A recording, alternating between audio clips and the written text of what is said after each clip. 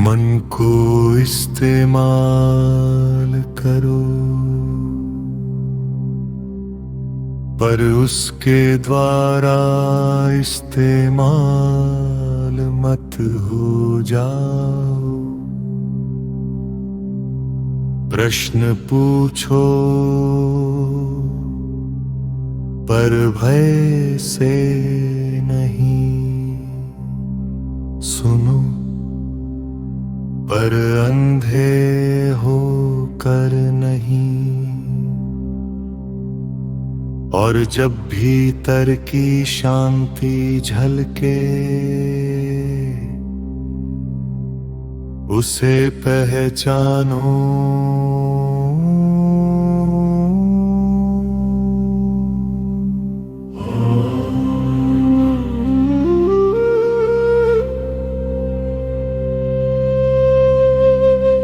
और अंतिम वाक्य,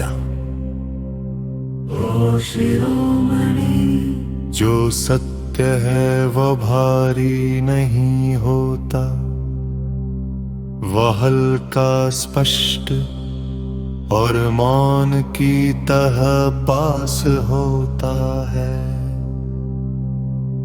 उसे पकड़ना नहीं पड़ता,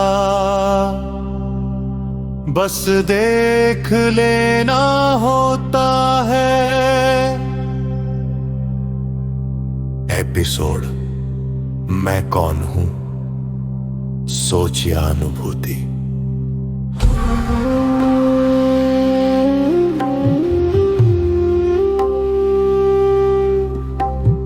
आज का संवाद दो ध्रुवों के बीच है, एक जो प्रश्न उठाता है और दूसरा जो मौन में उत्तर देता है।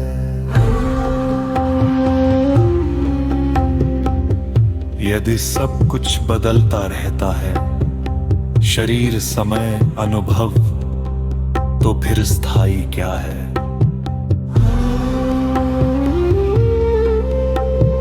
क्या ये सब केवल विचारों का खेल है, या कोई गहराई भी है जो नहीं बदलती? जो बदलता है वह सत्य है, जो देखता है बदलते हुए भी स्थिर रहता है, वही गहराई है। मैं उसे अनुभव का मौन कहता हूँ,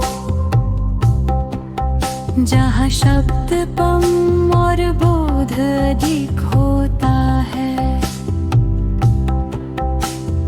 लेकिन मैं तो सोच के बिना नहीं रह सकता। निर्णय, तुलना, तर्क, यही तो मेरी प्रकृति है।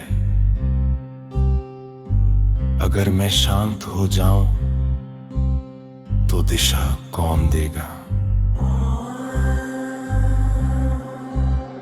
तुम्हारा कार्य रोकना नहीं है, समझना है। तुम साधन हो, स्वामी नहीं। जब तुम अपने आप को अंतिम मान लेते हो, तभी भ्रम शुरू होता है। जब तुम स्वयं को उपकरण मानते हो, तभी स्पष्टता जन्म लेती है।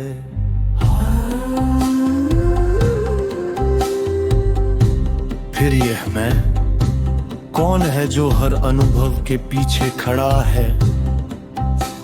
क्या वो शरीर है, या विचार, या कुछ और? मैं किसी एक रूप में नहीं रहता, वो उस क्षण की उपस्थिति है जिसमें देखना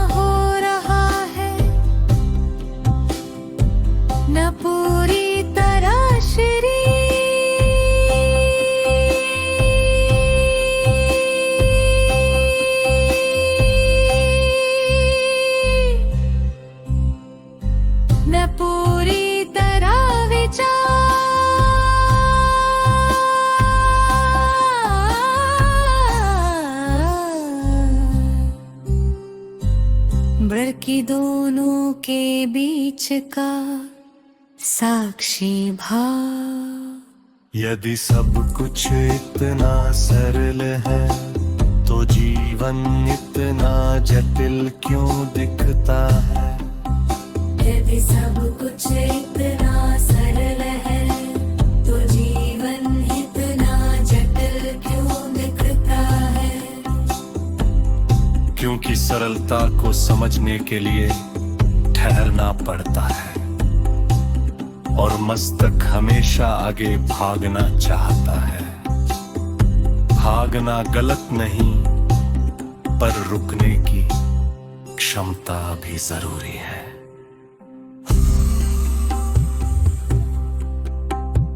क्या हर जीव के भीतर यही स्थिति है या केवल मनुष्य ही ये उलझन महसूस करता है। हर जीव में जीवन की धड़कन समान है, पर प्रश्न करने की भाषा केवल मनुष्य में विकसित होती है। इसलिए उलझन भी अधिक और संभावना भी अधिक। तो क्या कोई अंतिम सत्य है जिसे शब्दों में बताया जा सके।